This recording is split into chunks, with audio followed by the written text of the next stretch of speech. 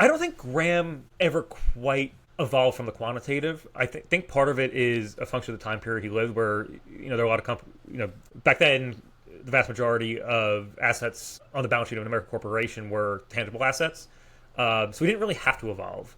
And by the point that he probably needed to evolve, he was retired.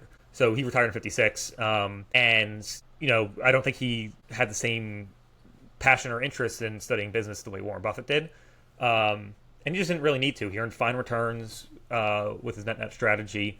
And Geico was like sort of an outlier. He made a big investment in his partnership, and he bought it because he thought that like if anything went wrong, they could just liquidate the company and get their value back.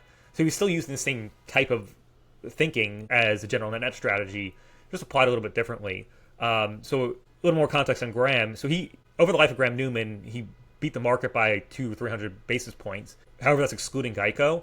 And I kind of go back and forth on whether it's fair to exclude Geico because, in my view, because of the type of investor Graham was, I don't think it's fair to give him an entire credit for the success of Geico afterwards because he had to spin it off to shareholders.